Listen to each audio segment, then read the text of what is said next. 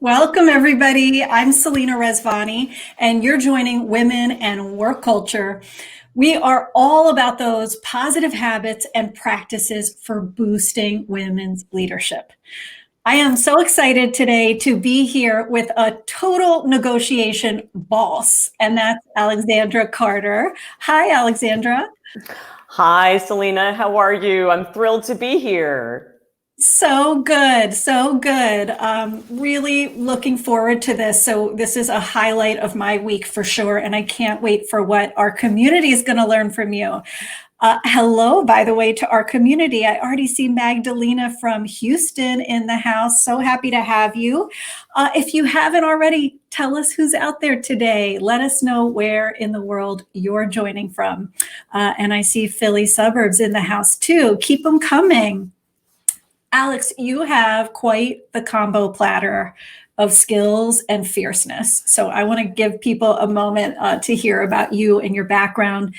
Alexandra is director of the mediation clinic at Columbia Law School, where she's also an award-winning professor, and she's a world-renowned negotiation trainer for the UN. Holy cow, amazing. She's also, on top of that, executive director of Stand Up Girls, helping tween girls develop relationships with greater self-esteem and resilience. Can so get behind that. I love that. She has been on CBS, MSNBC, the New York Times, Wall Street Journal, and today she's here to talk about her new book, which is called Ask for More. 10 questions to negotiate anything. Love that. She lives not far from us Philly folks in Maplewood, New Jersey, with her husband and her daughter. So, you know, as a mom, she's got extra negotiation skills, right? And probably your daughter too. So glad to have you, Alex. For all of those who are joining us today, shoot us your questions on negotiation, and we're going to try to get to those. Let us know what's on your mind. Hi, Cheryl Weaver Brennan. Happy to see you representing New Jersey, and Anna. So glad you made it as well. So I want to dive right in, Alex, because I know I've heard from many professionals that even if they don't want to, they sometimes avoid negotiating. Why is it, and what are the consequences when we do avoid this at work? Yeah, it's such an important question, and especially for us women. I remember the first time, Selena, that I came across this study. It was a study that looked at women who had just graduated from business school. And it found that a much higher percentage of men right out of business school negotiated their first salary as opposed to women. And do you know what happens when we don't negotiate? In that study, so they cast it forward and they figured out that even if from that point on, the woman and the man got the same raises and promotions, that just that one negotiation meant the woman would have to work nearly 8 years longer to retire at the same financial level as the man who negotiated. So, the consequences of not negotiating can be tremendous. The part of the reason I think people avoid it is that we've been given this message that, negotiating for yourself means that you have to be super aggressive, right? You have to be the largest person in the room with the loudest voice, and that you can't negotiate well for yourself and also be collaborative. And the good news is that's simply not true. If you're a collaborative person, if you're someone who prioritizes relationships, if you're somebody who gains people's trust, you too can be a fantastic negotiator, standing up for your value and creating value for other people. I love that because, as a business person, and I'm wondering if anyone else agrees with me, give me a yes or a heck yes if you agree. Aren't those the people we want to negotiate with over and over again? Aren't those the people that we look forward to getting to the table with? Again, the ones who are collaborative, who are trust builders, who care about the relationship. I mean, I love your point there. That this can be more human than maybe the narrative we've been given in the past has told us. Yeah, not only can it, but you point out it's a lot more effective in the long run. And when you look at most businesses and most professions, the further up in your career you get, this, Selena, it gets smaller and smaller. And people know what kind of a negotiator you are. They know who they want to deal with and who they don't. So my goal is to help people and give them tools that they can use, not just to get to one yes, but to create relationships of trust that are going to produce a lifetime of value for you and the other person. Huge, huge. We are all in the relationship business, right? No matter kind of what your specific domain is. So I love that point. I want to ask you, you do such diverse work, especially between tweens, let's say, and the UN work. Is there a kind of universal principle you find that comes up around negotiation, even with different groups? Yeah, there is, and I have to say, Selena, your listeners will find this interesting. It might resonate with some of them. Of all of the groups I teach, UN diplomats, lawyers, business executives, judges, the best listeners are the 10-year-old girls because they are still, as we get to be adults, we have so much noise going on in our heads when we have conversations with other people. We're thinking about, am I doing well enough? What does this mean for me? What am I going to say next? Most people, whether it's my almost 10-year-old daughter or whether it's diplomats at the UN, want the same things. They want to be listened to. They want an opportunity for understanding and respect. There are certain basic needs in negotiation that come up over and over again. And so the tools I teach are designed to help get you there, whether it is at home or at work. And I'll say, Selena, this is on a personal note. I wrote a business book. Simon & Schuster published this book in the business category.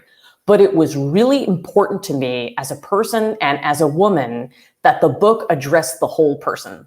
And so I do give examples about how these tools have worked for me in my personal relationships, as well as producing great results at work. At a time when the difference between work and home is a 20-foot walk down the hall, we all need tools that are going to help us, not just advocate in the workplace, but think about screen time with our kids, as an example. So I really like to try to, right. And if we can solve that today, Selena, then we are set.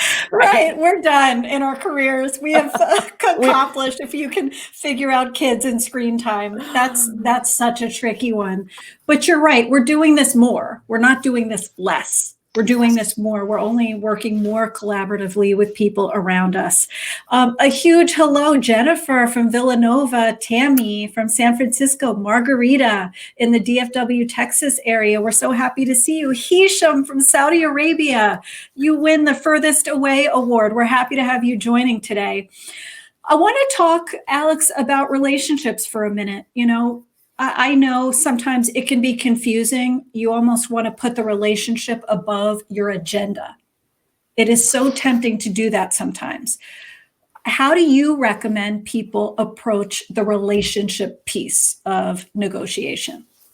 Yeah, absolutely. Here's, when you're saying this, I just hear the voices of so many women saying, well, I'm going to disturb the relationship. It's not good. People will get upset if I negotiate. The truth is, whether we are talking about in the home with your partner or at work, nobody benefits when you play small and ignore your own needs. Nobody. If you play small at home and you don't tell your partner what you need, you end up building up resentment that comes back to boomerang on you in the relationship. And likewise, I've spoken to senior women at, companies who have been working so hard and beating their projections and taking on work because of layoffs, and they are boiling inside, with resentment, and yet they don't have that conversation. The truth is that your boss also benefits when you advocate for yourself and you come to work as the best, most charged up person you can be. And there are strategies you can use, concrete strategies that we'll talk about today, that you can use to advocate for yourself and preserve the relationship. I love that. I think we can all relate. I know I can too. Sometimes biting your tongue and then realizing later I'm like screaming mad about this. And I'm so, filled with resentment, right? The other thing that occurs to me about what you're saying is you don't give the other person a chance to cure your pain. That's right. If you say nothing, right? If you keep it to yourself. And that's kind of unfair, right? In the world of relationships. It is. I think sometimes, Selena, that we are saying no before we give people the chance to say it to us. A lot of it is this fear of the no. And it's out there, it's real. But I'm telling you, I've counseled so many people on how to advocate for themselves.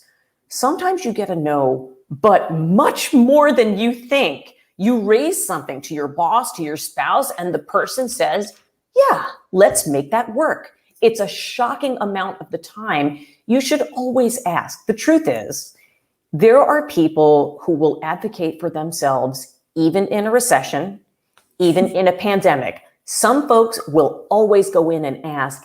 And if somebody's going to ask for the people who are here today, I want it to be you.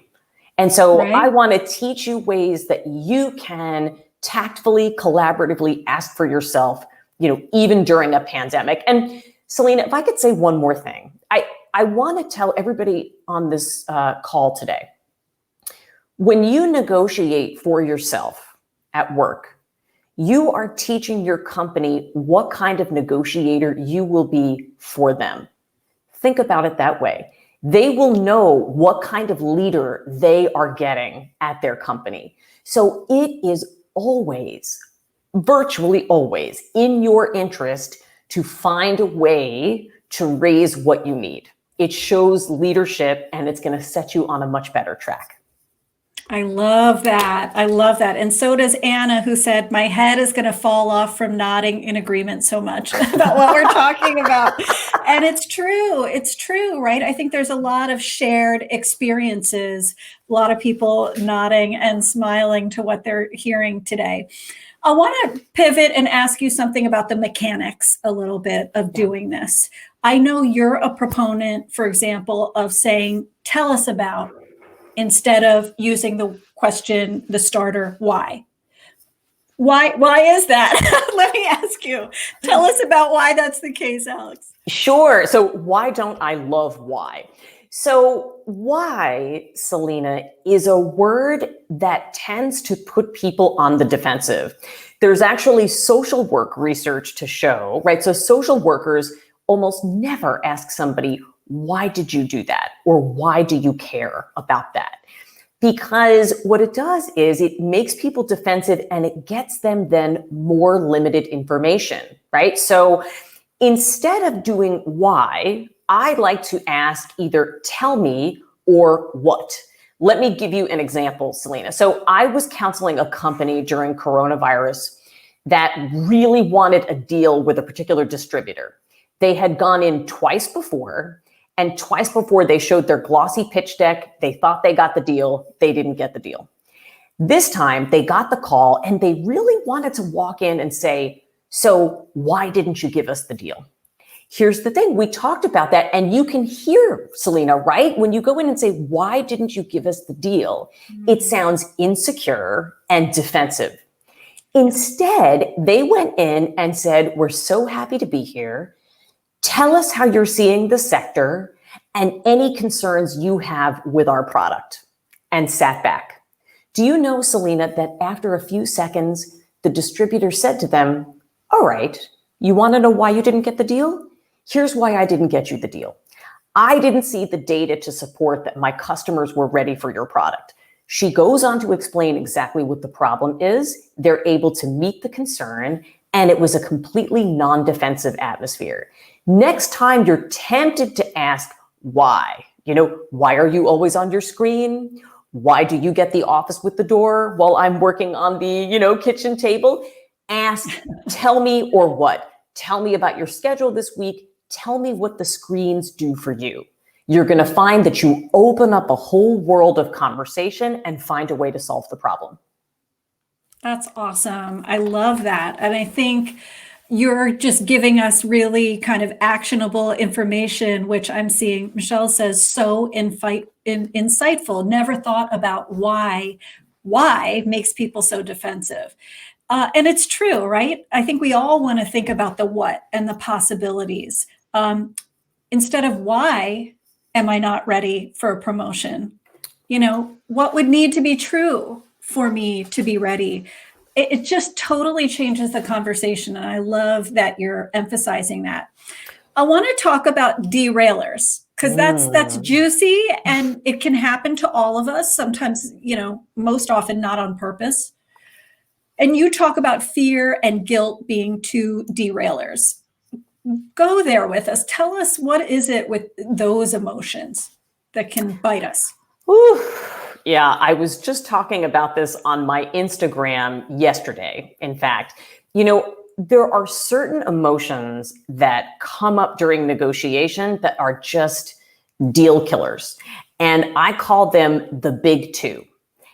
Anytime, Selena, you're in negotiation and either you're feeling a lot of anger or you're sensing a lot of anger, irritability, frustration coming from the other person, chances are that is covering up for one or both of the big two, which are fear and guilt.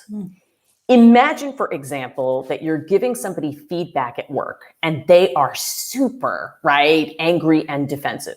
What's going on for them? Number one, fear. Selena's having this conversation with me. What does this mean for me and my future at the company?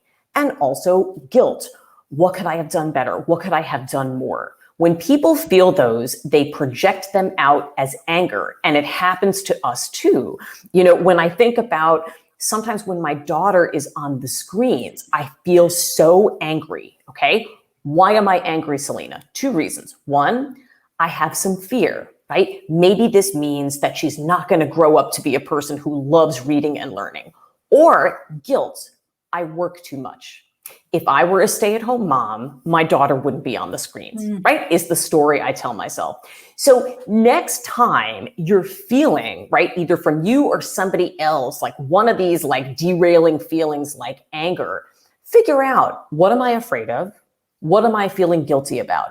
And the same thing for the other person. What might they be fearing? And what are they feeling guilty about, right? When you're able to recognize that, you can find a path forward that's going to help you through these emotions. And I can talk more tactically about that if you'd like.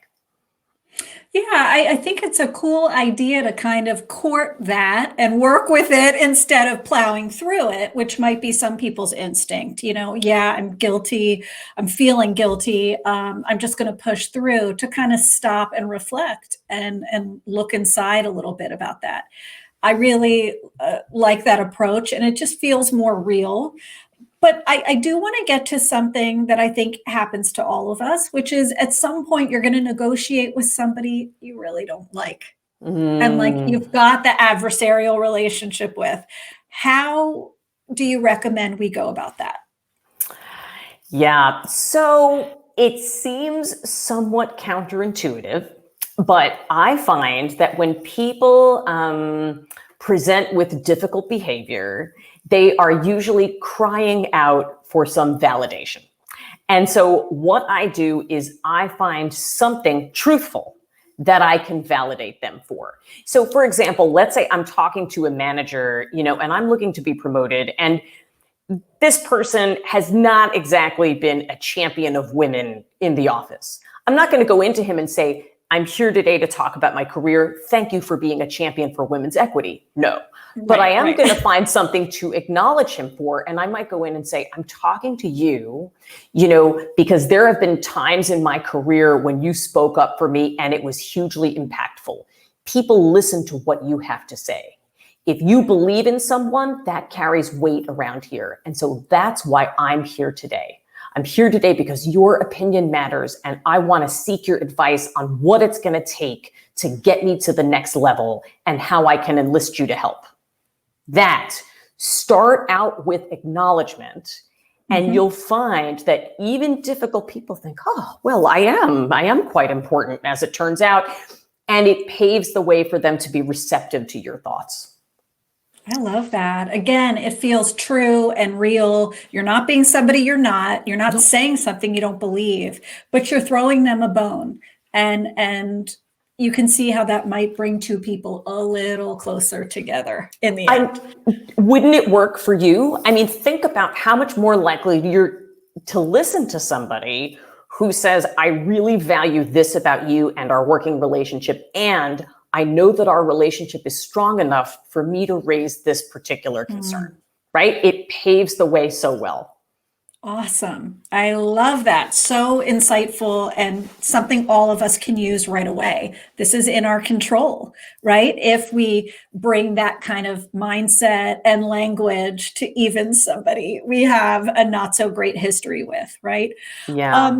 I want to talk a little bit about something you mentioned earlier. You mentioned layoffs. You mentioned a time of budgets cutting, people doing more, not less in their hours.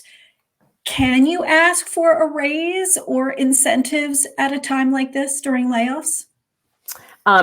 Yes, you can, and you need to be thoughtful about it, right? So I give tools and strategies for people to think about how to advocate during this time. Even though the times are extremely tough, depending from profession to profession, people are still being hired. They are being promoted, and they are getting increased compensation.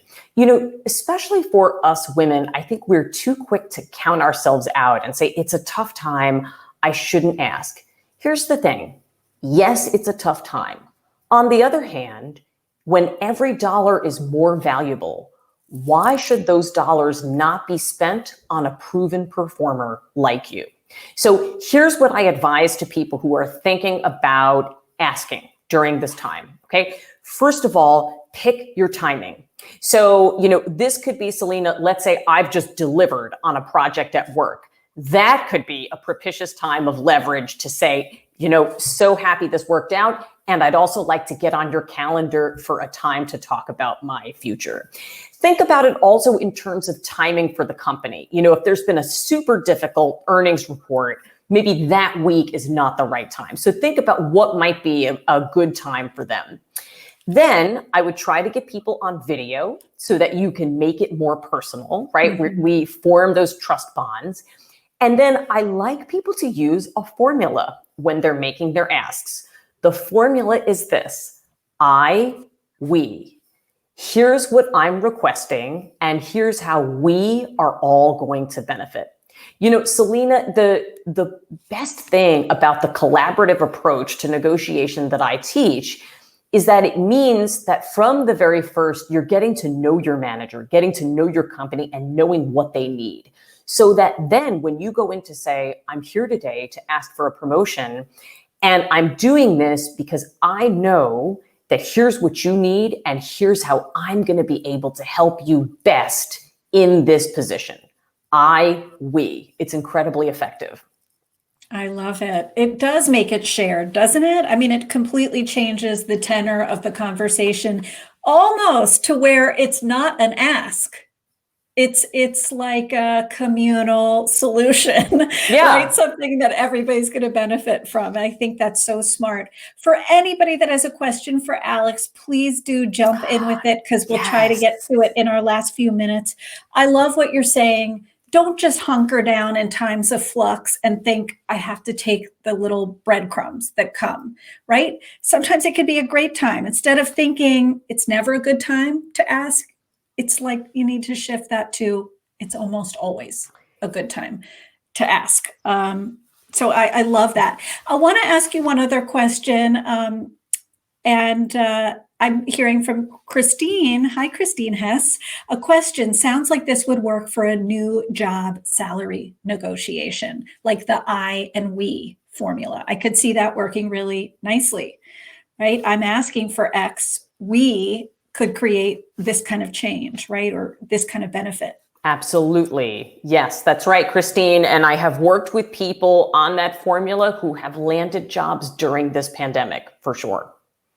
So Anna's got a great question, and she's asking, what if they give you a no, but you don't walk away from the company? How do you kind of keep working there? And I'm assuming with head held up high. How do you do that? Okay, so first of all, Anna, this is a great question. Thank you for asking it. And I want you to know that this is kind of a gendered response. Men see no as an opening offer, right? That's like a jump start for further negotiations. Sometimes as women, we hear a no and we think that's it, that's the end. Do you know, Anna, most of the time, no is not about you. It is not a referendum on your worthiness. No could mean the person doesn't have enough information, the timing is not quite right, you haven't approached the right person to ask for this particular thing. So I want to give you something that you can use anytime you get a no. You don't need to crawl out of the office on all fours. You just need to ask these 4 words. What are your concerns? That's it. No, we can't promote you. Selena, what are your concerns? Right? So in this way, you can find out if somebody says, well, we can't promote you because we're concerned we have an equity issue at your level. Fine. What if somebody says, well, we can't promote you because we're not sure you've demonstrated this portion, right, of the experience? Okay, what would you need to show that I had demonstrated that portion? In that way, you're figuring out and diagnosing, what do I need to get past this hurdle? What are your concerns is a fantastic, and it's a way of honoring the other person. You hear their concerns and you find a way to meet them. Try that, Anna, next time you get a no. And beyond that, if you're trying to decide whether to stay at your company or not, I want to amplify the work of a friend of mine, Joan Kuhl, who wrote a book, Dig Your Heels In.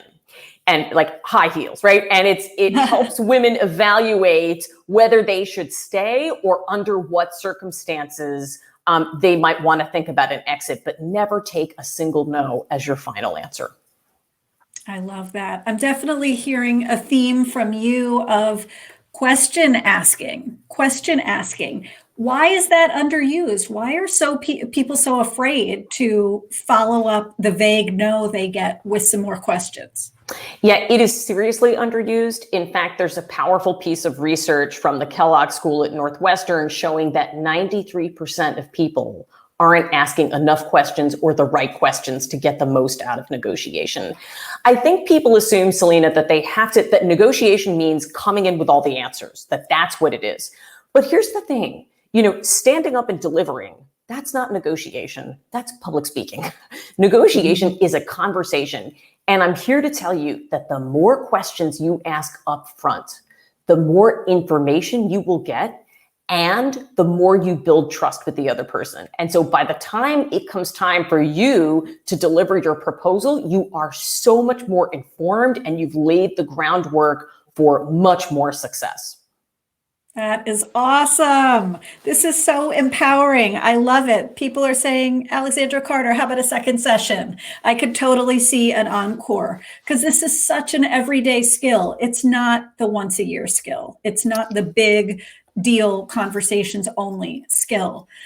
I want to ask you this, Alex, we have a tradition here. Is there a parting truth bomb you want to leave people with? What do you really want to stick in our brains when it comes to negotiating for ourselves? Yeah. Okay, there are many, but here it is. So I used to be the kind of person who was great at negotiating for other people, but hesitated to do it for myself until the day that I negotiated my first salary. I went in my power suit, I was super nervous, and the offer came in above what I was expecting. So I called a senior woman in the field and I said, what should I do? It was a great offer. Should I just take it? And she said, Alex, you're going to go back in there and you're going to ask for more. And I said, I'm going to ask for more. And she said, yes, because when you teach someone how to value you, you teach him how to value all of us. So if you're not going to go in and ask for more for yourself, I want you to do it for the woman who is coming after you. Do it for the sisterhood. And that was the moment I realized, Selena, that when I stand up and value myself, it is not a selfish act. It creates more seats at the table for the people who are coming after me. And I want everybody on this call to do the same. That's so beautiful. I love it. No matter what your level is, there is someone or more than somebody who looks up to you, who notices what you accept, what you say no to, what you permit. This is beautiful, Alex. You're so obviously passionate about this and knowledgeable. Thank you for bringing clarity to negotiation, for making it more human, and frankly, just less intimidating, which it can be for so many people. Your work is awesome. I would encourage all of you to go check out Alex's book, Ask for More. In the show notes, you're going to see links to her website, her book. And if you're not already, follow her here on LinkedIn and on Twitter and Instagram too. I hope you'll stay in touch with me too. Please check out my LinkedIn learning courses on muscling up on your confidence, on your executive presence. I hope you'll join my newsletter tribe at selinarezvani.com/sign up and follow me here on LinkedIn if you're not. Thank you to this wonderful community for your great questions today. Thank you, Alex. Stay healthy, everybody. Stay well and lead on.